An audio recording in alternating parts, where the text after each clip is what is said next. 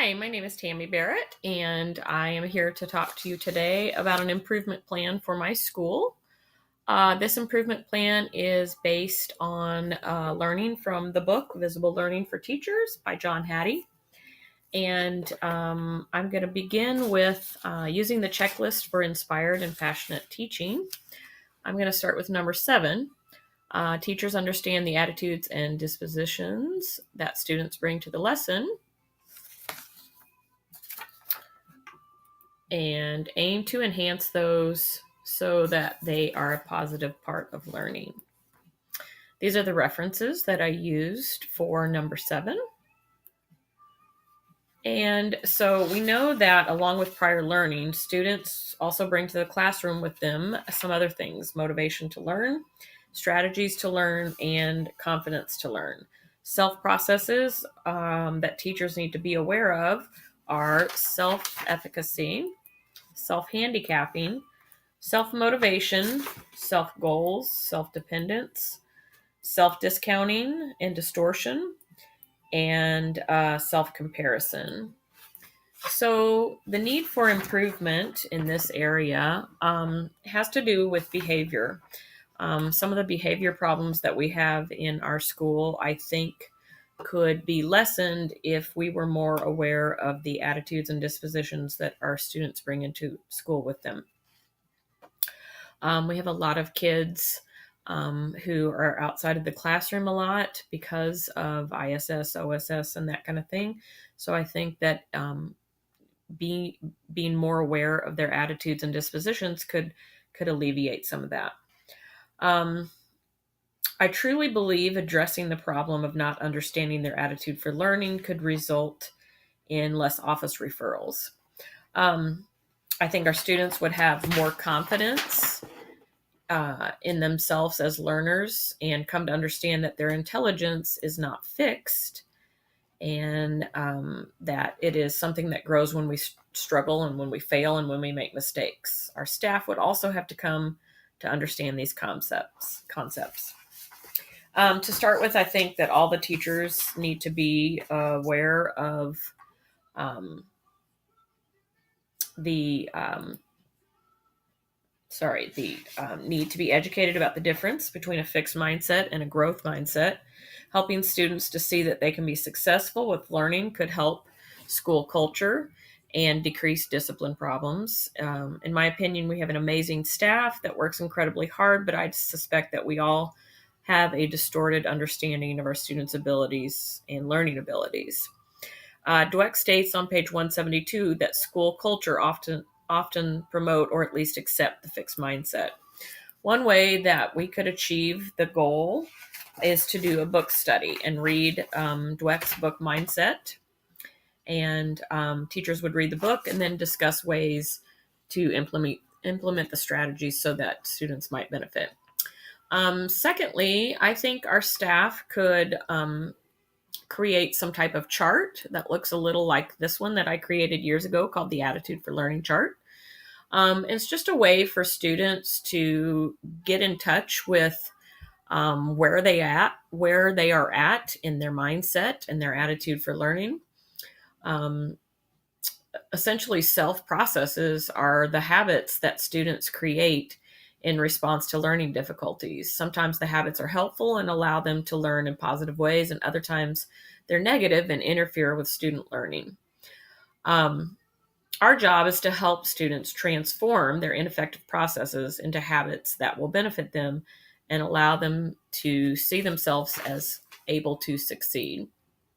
The other thing that I think we need to do is modify our curriculum so that we are focusing on project-based learning, and we're focusing on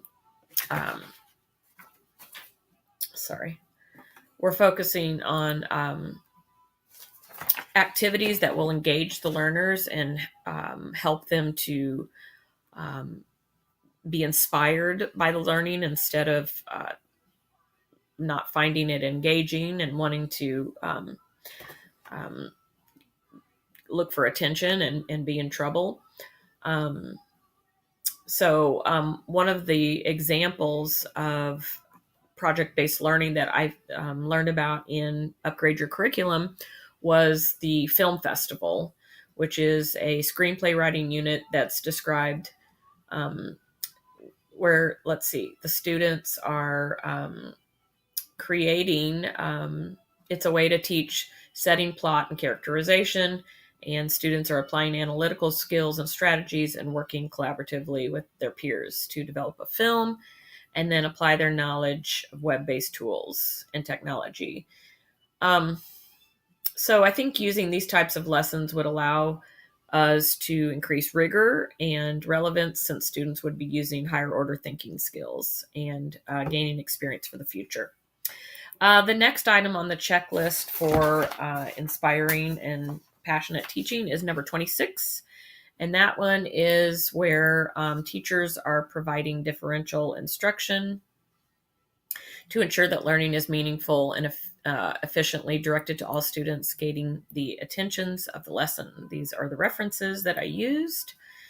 And the need for improvement is that differentiation is just tough. I know I can't really speak for the other teachers in my school, but I know that it's something that I struggle with.